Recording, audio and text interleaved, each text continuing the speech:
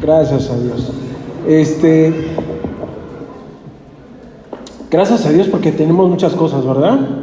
Muchas cosas que hacer, que dar, gracias a Dios, gracias a Dios. Y el día de hoy nos visita desde la Ciudad de México nuestro pastor, amigo, compañero, nuestro hermano Roberto Ruesga. Por favor, mi hermano, si gusta pasar a este lugar, vamos a dar un aplauso de bienvenida.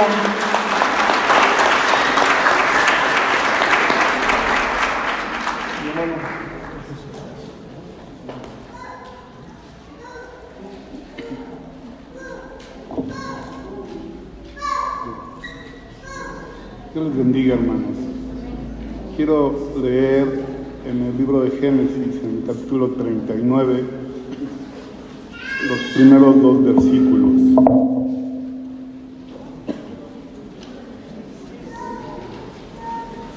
Génesis 39, versículo 1, versículo 2.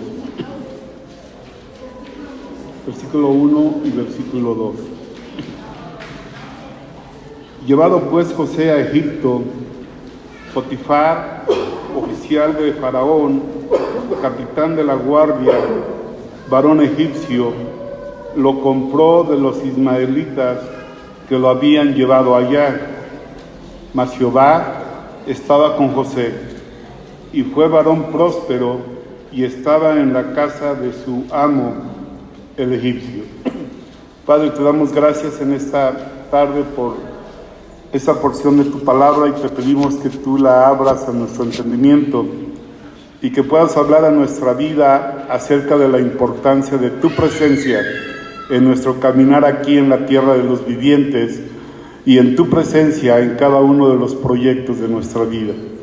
Háblanos en esta tarde, Señor, alumbra por medio de tu Espíritu Santo los ojos de nuestro entendimiento, y que podamos nosotros salir de este lugar este día con una palabra tuya para nuestra vida. Nos ponemos en tus manos y esperamos tu voz en Cristo Jesús. Amén. Quiero tener una reflexión con ustedes acerca de la enorme importancia de la presencia de Dios en nuestra vida.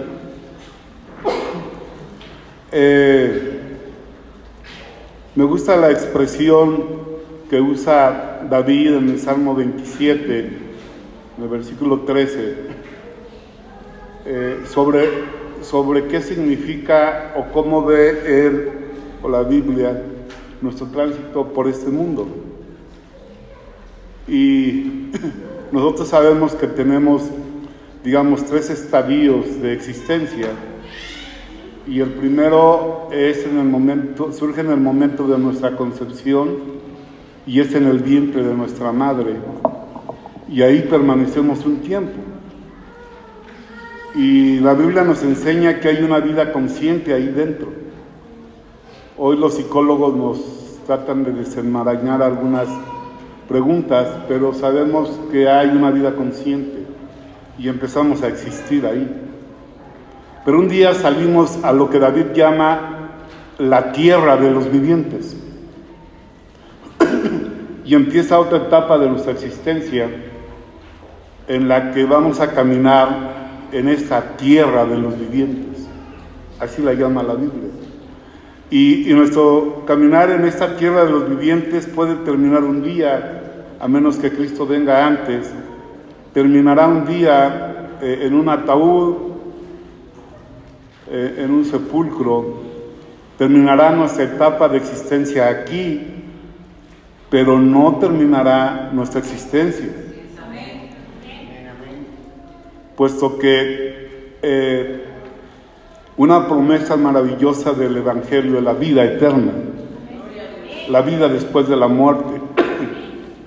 Y en el Salmo 48, 14, usted puede encontrar una declaración maravillosa, porque ahí dice: porque este Dios nuestro,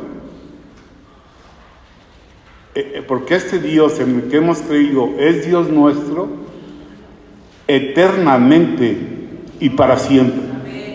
Y termina diciendo, Él nos conducirá aún más allá del amor. Entonces tenemos 3 estadios de existencia. Y hoy estamos viviendo el segundo de ellos aquí en la tierra de los vivientes. Y sabe, nosotros tenemos una tendencia muy natural a aferrarnos mucho a esta tierra de los vivientes. Hace algunas semanas, cuando había un problema entre Irán y Estados Unidos, y pues como que surgió una psicosis de una tercera guerra mundial, una hermana me habló, me dijo, hermano, quiero que venga a la iglesia a predicar. Y dije, está bien, hermana. Dice, quiero que predique de la tercera guerra mundial que viene. Y yo desde mi escuela escatológica pensé, pues tendría que regresar después del arrebatamiento durante la gran tribulación al final.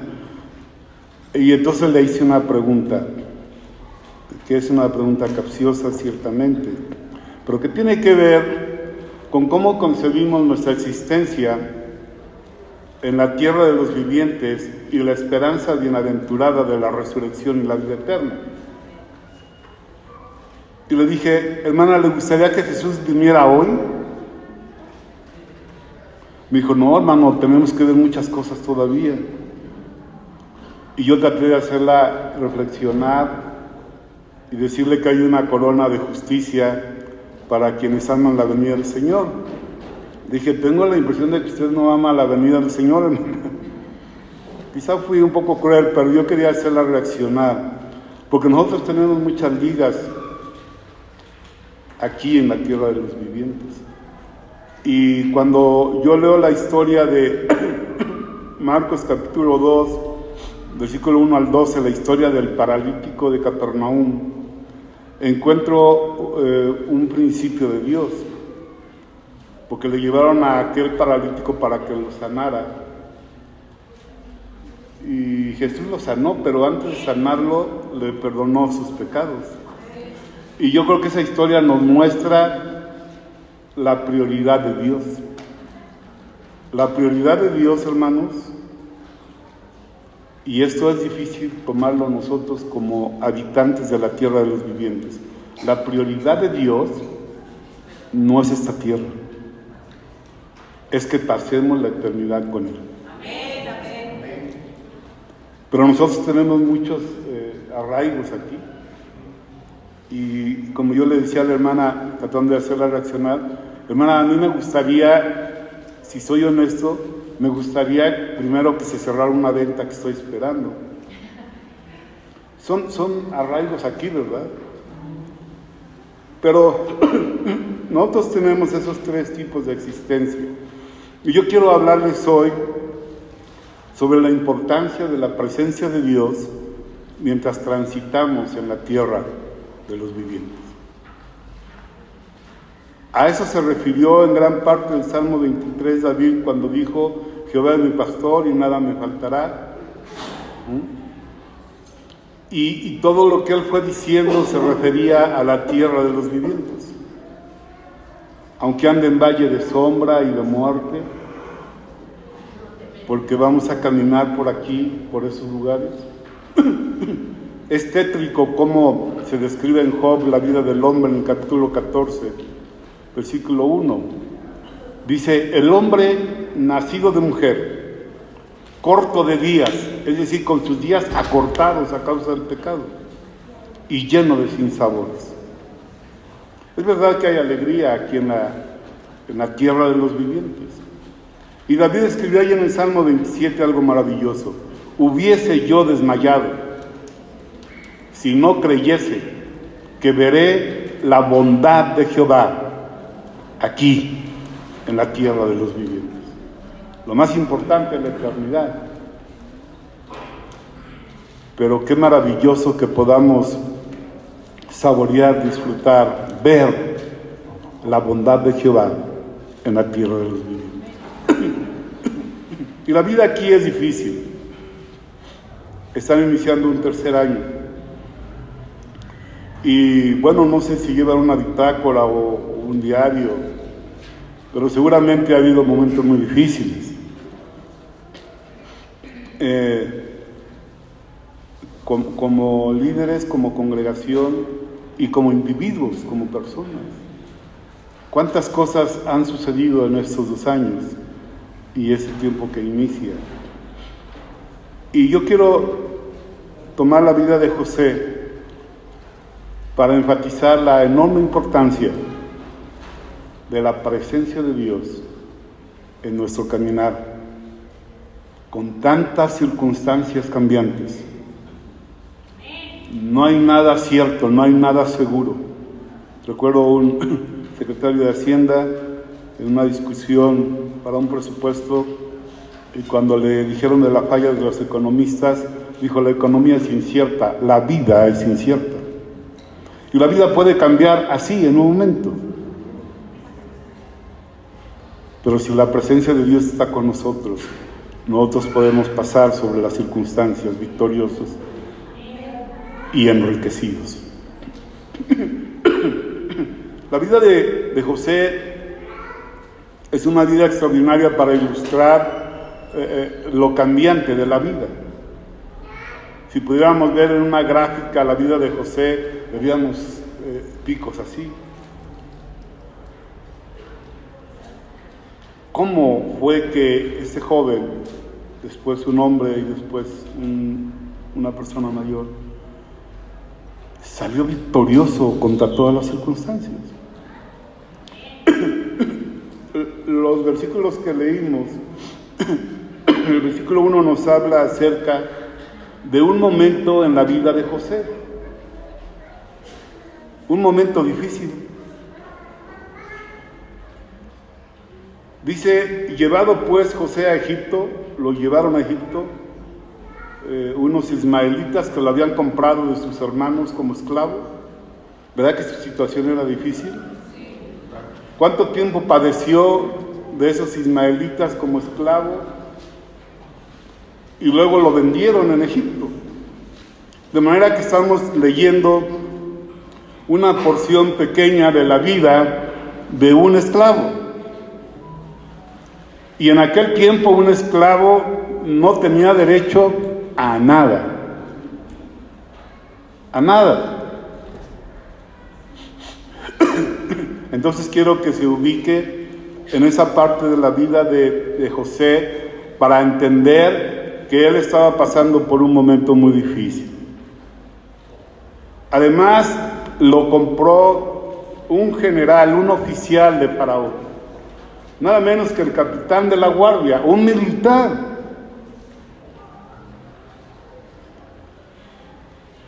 La vida de disciplina y en algún sentido la insensibilidad militar entró a la vida de José. Y podríamos calificar como un momento pésimo para su vida. Había vivido otros momentos terribles y había vivido momentos gloriosos. ¿Verdad que se parece a nosotros? Pero en este versículo nos dice que al final de mucho sufrimiento, de muchas peripecias, fue llevado a Egipto y Potifar, un oficial de Faraón que era el capitán de la guardia, lo compró. Entonces, un momento difícil. Pues el versículo 2 es una constante que veremos en la vida de José. En un momento difícil, Jehová estaba con José. Y eso hizo la diferencia. Y cuando tú pases por momentos difíciles, cuando la iglesia pase por momentos difíciles, la diferencia será que Jehová esté con ustedes. Y miren lo que el versículo dice de manera nítida y contundente. Mas Jehová estaba con José, y como Jehová estaba con él, aunque estaba como esclavo, fue varón próspero. Si la presencia de Dios está en tu vida, aún de la esclavitud, Dios puede sacar prosperidad.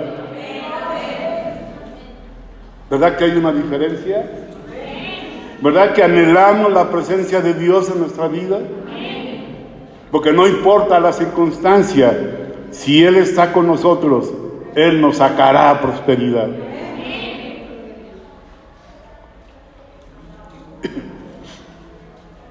Mas Jehová estaba con José y fue varón próspero y estaba en la casa de su amo el egipcio. Por aquí encontramos a José en uno de los picos de su vida, que era hacia abajo, pero Dios lo levantó. De ahí de abajo. Ahí en el Salmo 68:6 hay una expresión hermosa. Dios hace habitar en familia a los desamparados y saca prosperidad a los esclavos.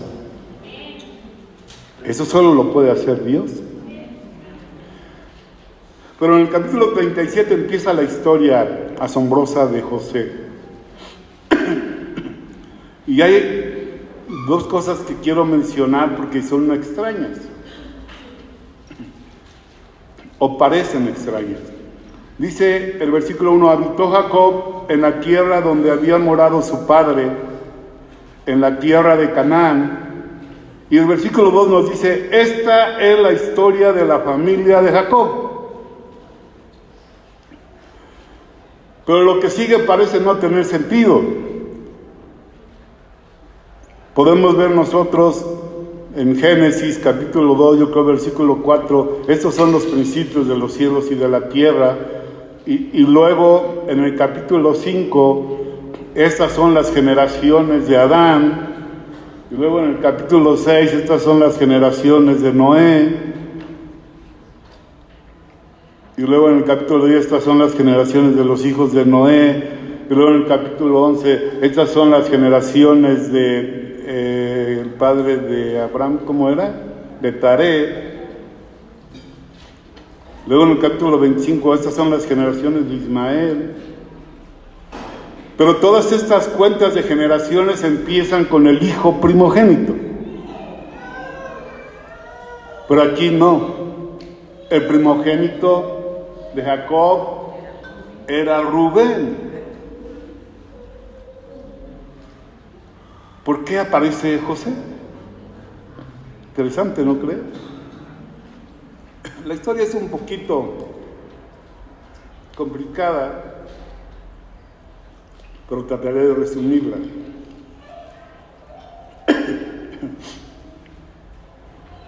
Jacob conoció a una mujer hermosísima, una joven,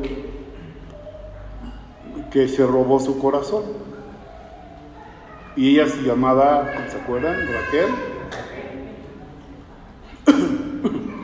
Y entonces al padre de Raquel, Labán, Jacob le dijo, pues quiero que me la des por esposa. Y pues trabajas una semana o 7 años por ella.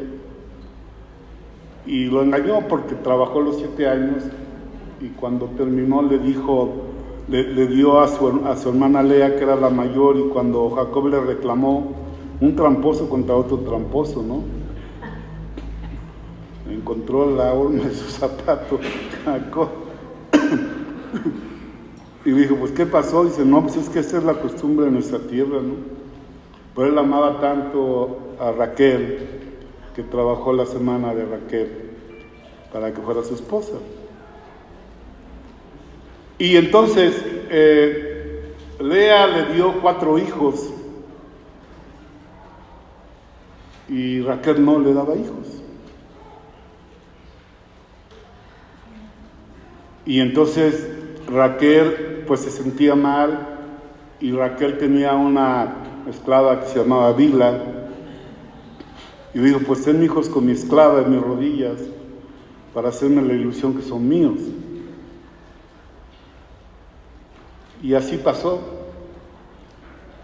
Y entonces Lea pareció una competencia, ¿no? Como que iban 4-2, porque le dio 2 hijos.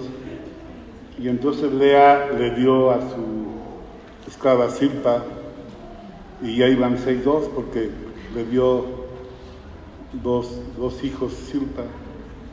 Eso tiene que ver con la historia de José. Pero entonces, en la vejez de Jacob, Raquel le dio un hijo primogénito de Raquel, José. Y para Jacob su primogénito era José. Y por eso aparece así. Ya luego nació Benjamín y Lea tuvo todavía otros hijos. Pero quedaron 8-4, ¿no? Bueno, es un mal chiste, porque en realidad es algo muy serio. Es algo muy serio porque para Jacob, José era el primogénito. Y en la Biblia quedó registrado la historia de la familia de Jacob a partir de José. Pero no solamente eso, sino que Jacob dejaba bien claro que él era su consentido. Dice, esa es la historia de la familia de Jacob. José, siendo de edad de 17 años, apacentaba las ovejas con sus hermanos, y el joven estaba con los hijos de Bilha y con los hijos de Zilpa, mujeres de su padre, e informaba a José, a su padre, la mala fama de ellos. Aquí se hace una diferenciación entre la conducta de los otros hijos, tanto los de Bilha como los de Zilpa, y José.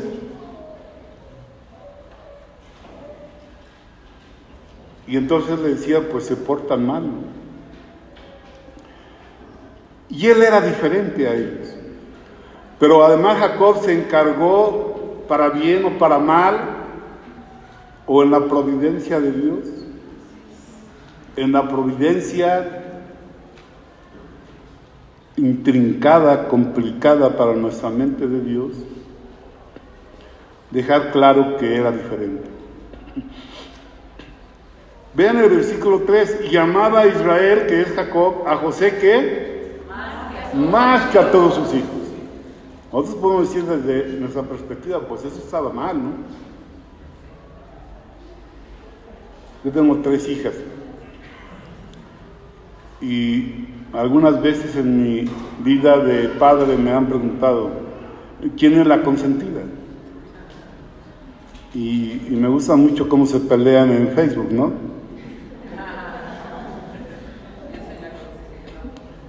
Bueno, pero quién sabe. Yo creo que uno como padre tiene que ser muy cuidadoso, y yo creo que se quieren de manera diferente. Pero aquí nos dice por qué lo amaba más que a todos. Y amaba a Israel, a José, más que a todos sus hijos, porque lo había tenido en su vejez, sí, pero también porque era el hijo de Raquel, el primogénito de la mujer que amaba.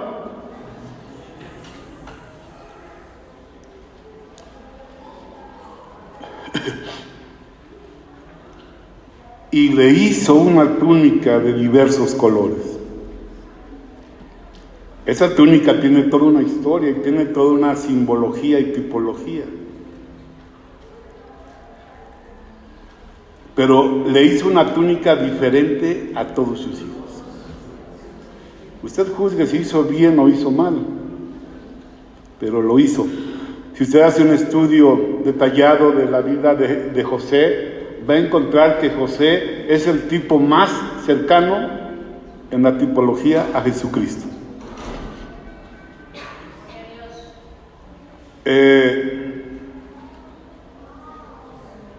Pero había un amor evidente que mostraba Jacob, y esto creó un problema entre sus hijos y contra José. Versículo 4, y viendo sus hermanos que su padre lo amaba más que a todos sus hermanos, ¿qué pasó?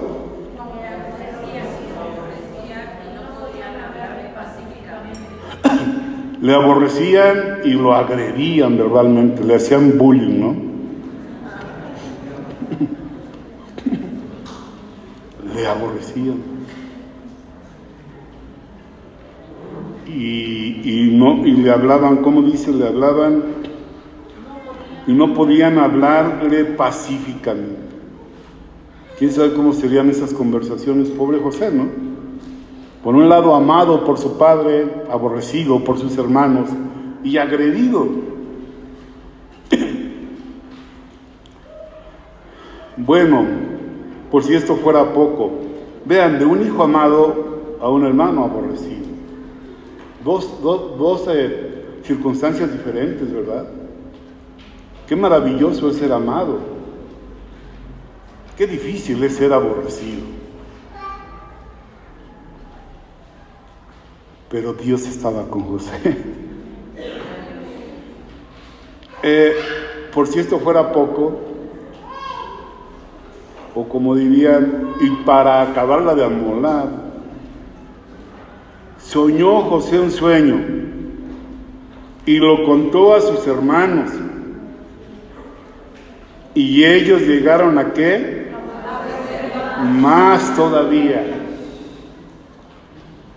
Un escritor mexicano hizo un comentario sobre esto y dijo, ¿pero para qué les contó el sueño? Porque vean cuál era el sueño. Y él les dijo, oíd ahora este sueño que he soñado.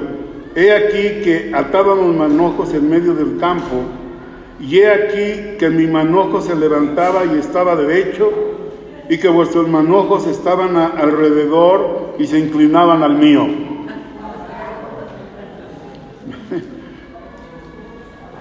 Le respondieron sus hermanos, ¿reinarás tú sobre nosotros?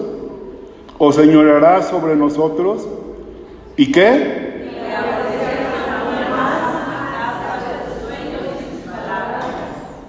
El amado de su padre estaba siendo cada vez más aborrecido por sus hermanos. Soñó aún otro sueño y lo contó a sus hermanos, diciendo, he aquí que he soñado otro sueño. Como que diría alguien, ya cállate, ¿no? Ya no cuentes tu sueño, te vas a meter en más problemas. Y he aquí, he soñado otro sueño, y he aquí que el sol y la luna y 11 estrellas se inclinaban a mí. Y lo contó a su padre y a sus hermanos, y su padre le reprendió y le dijo, ¿qué sueño es este que soñaste? ¿Acaso vendremos yo y tu madre y tus hermanos a postrarnos en tierra ante ti? Bueno, en realidad era un sueño de Dios. Los dos eran sueños de Dios. Ahí tenemos que pensar en la providencia de Dios. Lo que él soñó se cumplió. En Egipto se cumplió. Cuando hubo hambre se cumplió. Sus hermanos fueron y se postraron ante él. Y bueno, de alguna manera su padre fue a recibir cobijo de parte de él. Eran sueños verdaderos, y quizá aquí hay una enseñanza o un desafío para nosotros. ¿Qué haremos con los sueños que Dios nos da? Porque muchas veces nos limitamos. Pero si son sueños de Dios, Él los va a cumplir.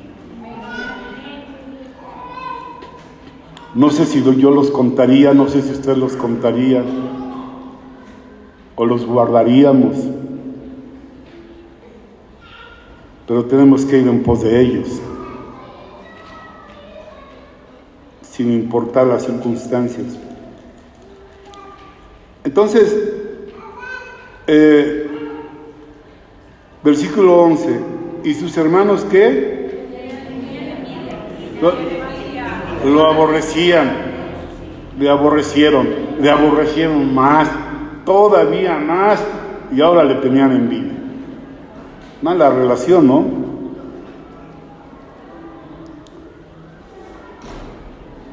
Después fueron sus hermanos a apacentar las ovejas. Dicen, más su padre meditaba en esto, como que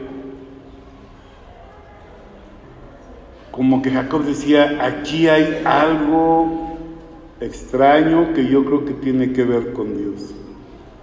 Quizá Hechos capítulo 7, yo creo versículo 9, nos puede dar un poquito de luz.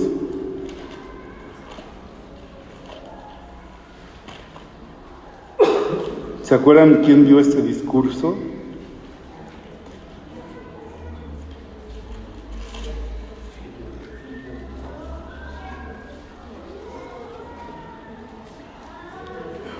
Los patriarcas, movidos por envidia, vendieron a José para Egipto, pero Dios estaba con él. Es parte del discurso de Esteban, que hizo memoria de eso. Sus hermanos le tenían envidia, pero su papá Jacob pensaba, ¿qué será esto? ¿Sí? Versículo 12, después fueron sus hermanos a apacentar las ovejas de su padre en Siquem, y dijo Israel a José, tus hermanos apacientan las ovejas en Siquem, ven y te enviaré a ellos. Y él respondió, heme aquí. E Israel le dijo, ve ahora, mira cómo están tus hermanos y cómo están las ovejas, y tráeme la respuesta. Y lo envió del valle de Hebrón y llegó a Siquem. Y lo halló un hombre andando, él errante por el campo, y le preguntó a aquel hombre, diciendo, ¿qué buscas? José respondió, busco a mis hermanos, te ruego que me muestres dónde están apacentando. Aquel hombre respondió, ya se han ido de aquí, y yo les oí decir, vamos a Dotán. Entonces José fue tras de sus hermanos y los halló en Dotán. Pero vean de qué manera se ocurrió el encuentro.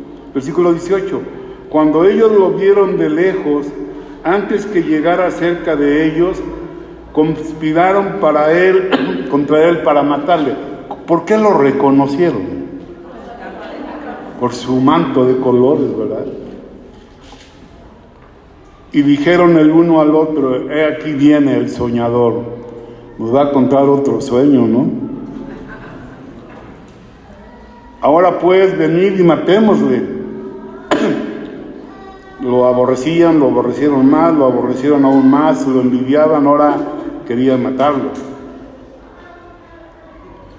Y echémosle en una cisterna, y diremos, alguna mala bestia lo devoró, y veremos qué será de sus sueños. Ingenuos creían que podían frustrar los sueños de José, que eran sueños de Dios. Los sueños de Dios nadie los frustrará. Cuando Rubén, el mayor, oyó esto, como que dijo, híjole, pues yo soy el responsable, todos mis hermanos van a matar a José, y qué razón le voy a dar a mi padre. Cuando Rubén oyó esto, lo libró de sus manos y dijo, no lo matemos. Y les dijo Rubén, no derraméis sangre, echadlo en esta cisterna que está en el desierto, y no pongáis mano en él, por librarlo así de sus hermanos, para hacerlo volver a su padre. Sucedió pues que cuando llegó José a sus hermanos, ellos quitaron a José su túnica,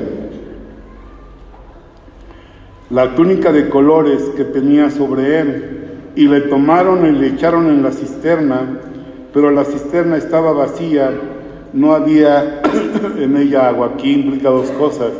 Era una cisterna de la que una persona por sí misma no podía salir, y ahí lo echaron para ponerse a pensar qué harían. Y surgió un judío, Judá, que es el mismo nombre del Nuevo Testamento para Judas, ¿verdad?, que vendió a Jesús. Pues a Judá se le ocurrió una idea. Entonces Judá dijo a sus hermanos, ¿qué provecho hay en que matemos a nuestro hermano y encubramos su muerte? Venid y vendámoslo. Vendámosle a los ismaelitas, y no sea nuestra mano sobre él, porque él es nuestro hermano, nuestra propia carne, y sus hermanos convinieron con él. Fíjense la providencia de Dios, que a través de Rubén y a través de un trato comercial de Judá libra a José. Rubén, para que no lo maten y lo lancen a la cisterna, que era también condenarlo a muerte. Pero luego Judá, pues sáquenlo de la cisterna y saquemos algún provecho de esto, ¿no? Pero Dios lo libró. Y así Dios nos librará, y así Dios nos ha librado, aunque a veces no nos hemos dado cuenta. ¿Cuántas veces Dios habrá intervenido para librarnos?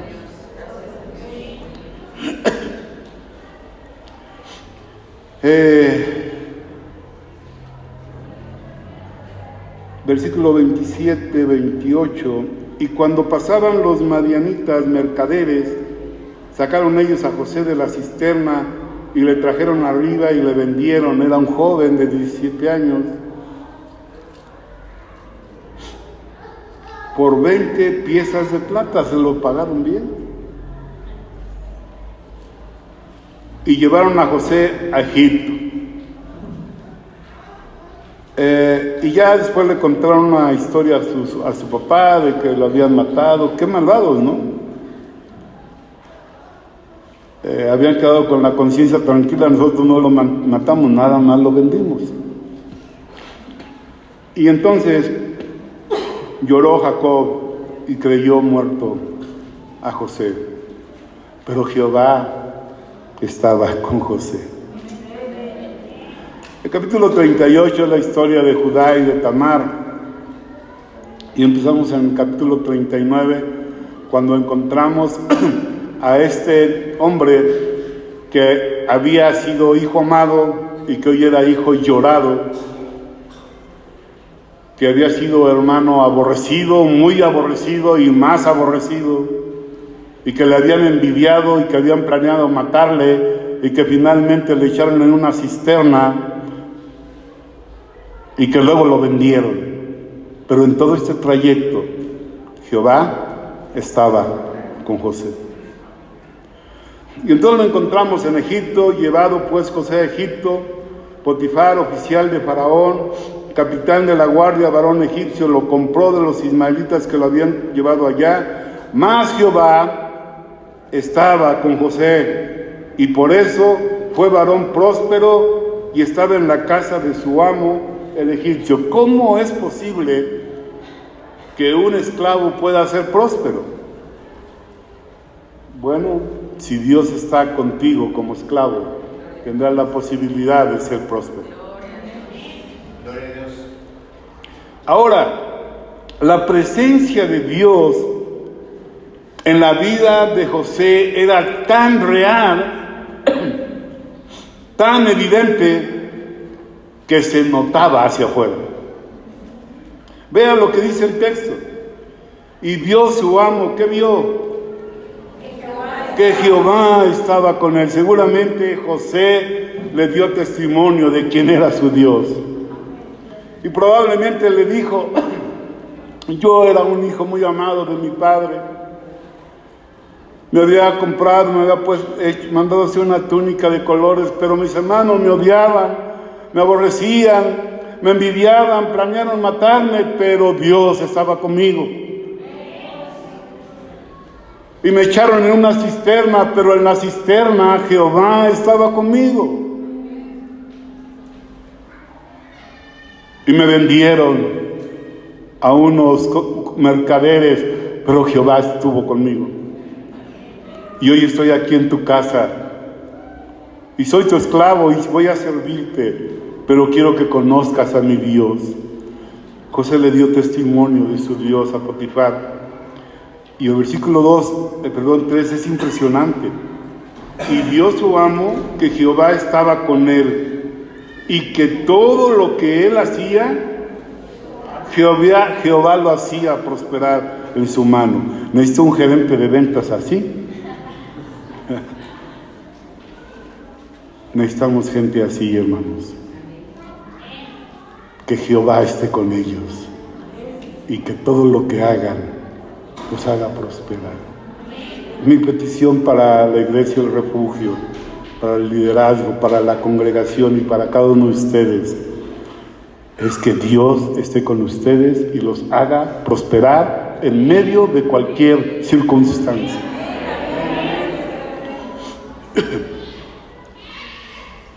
se notaba. Así halló José gracia en sus ojos y le servía. Cuando Dios está con nosotros, Él nos da gracia. Para los eventos que van a realizar necesitarán gracia con la gente. Pero si Jehová está con ustedes, Él derramará abundancia de gracia. Los pondrá en gracia, la gente les escuchará. Que así sea. Así halló José gracia en sus ojos y le servía, y él le hizo mayordomo de su casa y entregó en su poder todo lo que tenía. La condición de esclavo desapareció. Ahora él era el mayordomo. En el Nuevo Testamento la palabra mayordomo es oikodomeo o oikódomo, el que maneja la economía de la casa.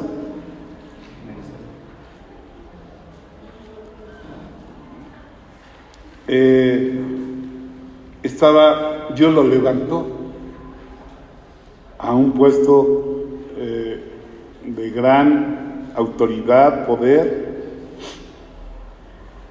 pero la vida es cambiante y nunca podemos saber lo que está por delante.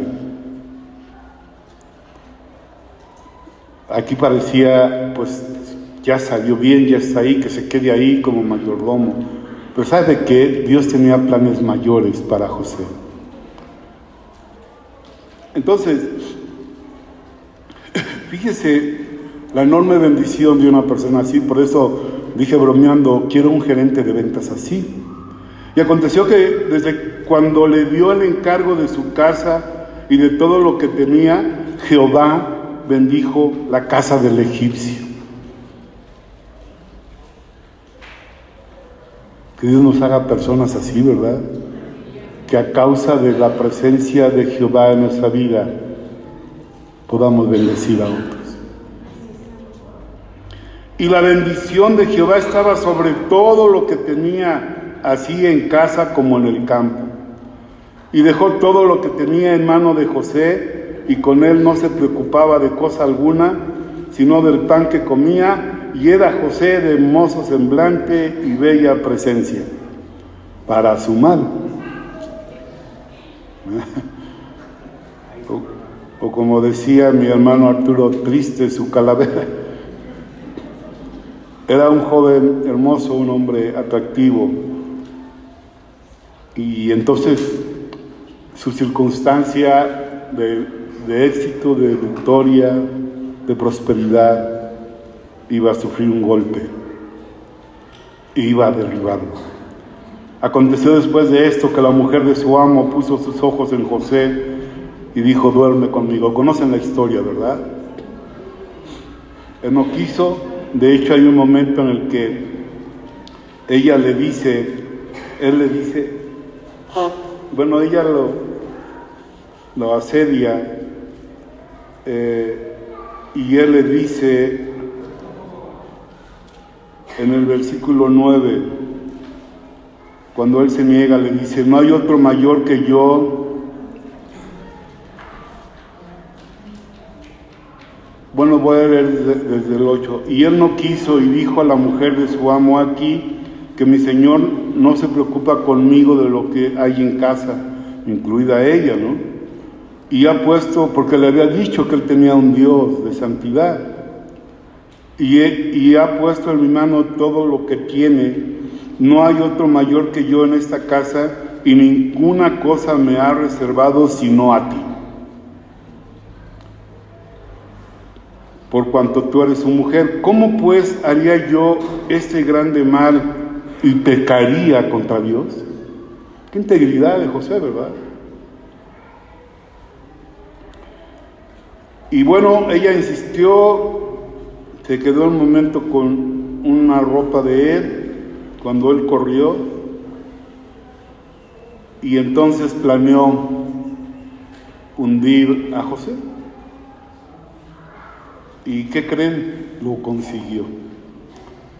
Le contó un cuento a su esposo, y allá en el versículo 19 dice, Y sucedió que cuando oyó el amo de José las palabras que su mujer le hablaba diciendo, así me ha tratado tu siervo, se encendió su furor. Y tomó su amo a José y lo puso en la cárcel, en la cúspide, en el abismo. Lo puso en la cárcel donde estaban los presos del rey y estuvo allí en la cárcel. Pero vean qué maravilloso el versículo 21. Pero Jehová estaba con José. En la cárcel, pero Jehová estaba con José.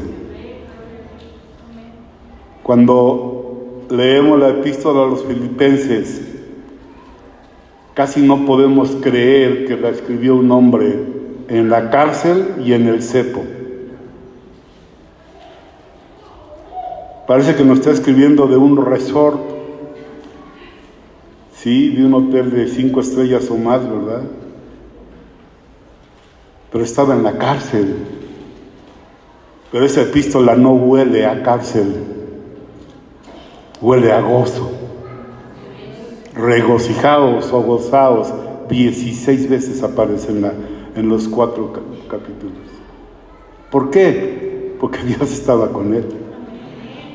Y si estaba en la cárcel, pero Dios está contigo, serás victorioso. Serás victorioso. Pero Jehová estaba con José y le extendió su misericordia. Señor, quédate con nosotros y extiéndenos tu misericordia. ¿Qué más queremos? ¿Qué más podemos pedir?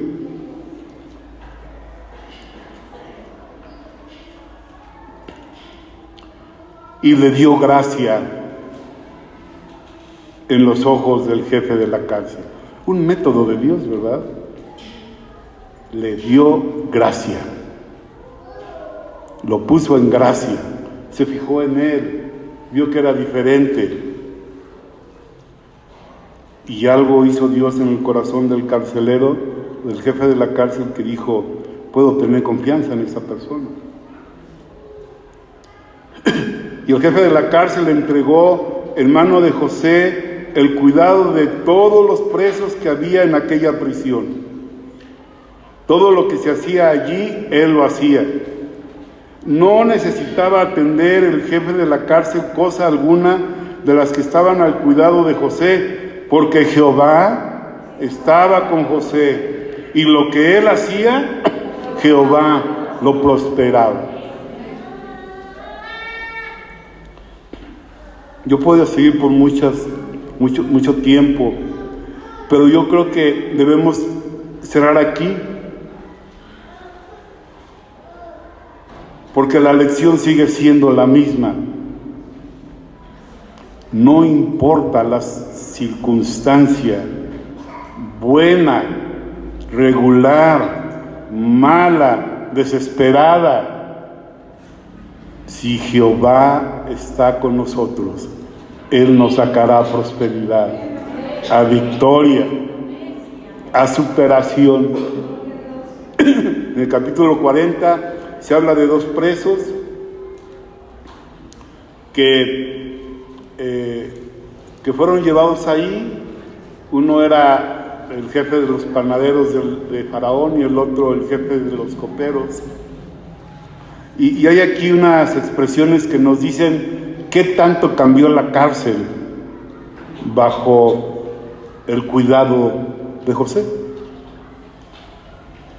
No sé cuántas personas han estado en la prisión, pero van a ver algo interesante.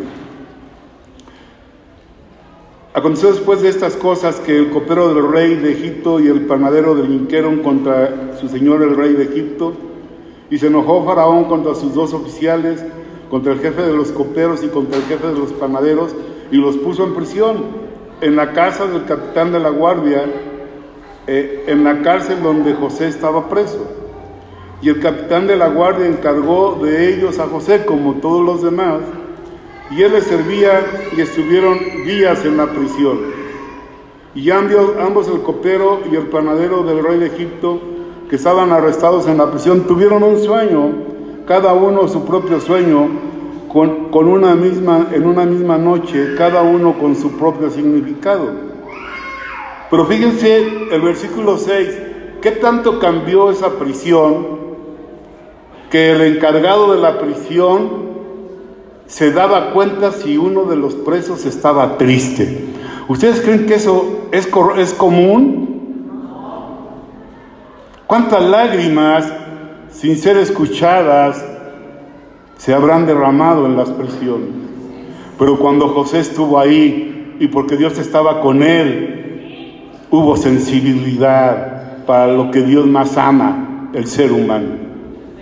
Y dice el versículo 6, vino a ellos José por la mañana y los miró, los observó. Y aquí que estaban tristes. Qué sensibilidad, ¿no cree? ¿Cuántas responsabilidades tendría José? Y tuvo tiempo para darse cuenta que estaban tristes. Quizá hoy hay personas tristes aquí. Que Dios nos dé la sensibilidad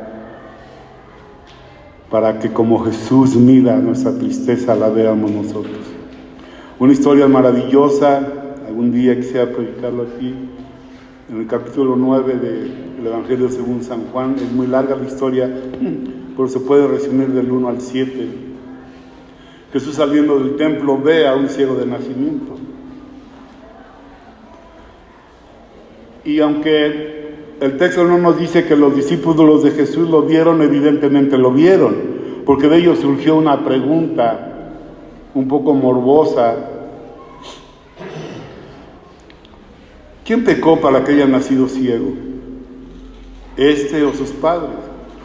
Pero esa pregunta nos da una idea de cómo fue que los discípulos de Jesús vieron el sufrimiento de este hombre. Fueron indiferentes, insensibles y morbosos quizá. Y ante el sufrimiento se puede recibir una respuesta así. Pero Jesús no lo vio así. Y Jesús dijo, no me importa quién tiene la culpa. No me importa. Yo vine para ver el sufrimiento humano, vine para compadecerme de ese sufrimiento y vine para hacer, porque ahí lo dijo, para hacer posible que las obras de Dios se manifiesten en el sufrimiento del ser humano. Y qué tan sensibles somos al sufrimiento ajeno nos mostrará qué tanto nos parecemos a Jesús en cómo vemos el sufrimiento. Pues José vio el sufrimiento de estos hombres, les interpretó sus sueños y a uno le dijo que a los 3 días iba a ser reinstalado en su puesto y al otro dijo que a los 3 días lo iban a matar. Y así pasó, pero al que fue reinstalado en su puesto le dijo, cuando estés con Faraón acuérdate de mí. Y sí salió el jefe de los coperos salió libre y el versículo 23 del capítulo 40 es como muy triste, ¿no? Por ingratitud. Y el jefe de los coperos no se acordó de José, sino que se le olvidó. El jefe de los coperos se olvidó de José, pero Jehová no se olvidó de José. Y entonces Dios preparó una circunstancia de un sueño de Faraón, ya conocen la historia, ¿verdad? Y entonces el copero se acordó, pues allá hay un cuate y ya le dijo, y bueno, eso derivó en que José fue puesto como el segundo de Faraón. Y sabe que Faraón mandó entrar con carros en Egipto a José y tocando trompetas, y un pregonero decía que doblaran las rodillas. una similitud con Cristo,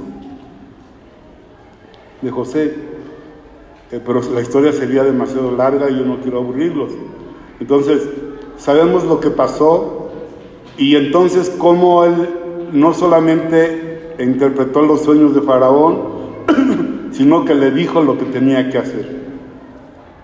Va a haber 7 años de abundancia, vamos a aprovecharlos, vamos a ser graneros, vamos a guardar el trigo, y luego va a haber 7 años de escasez.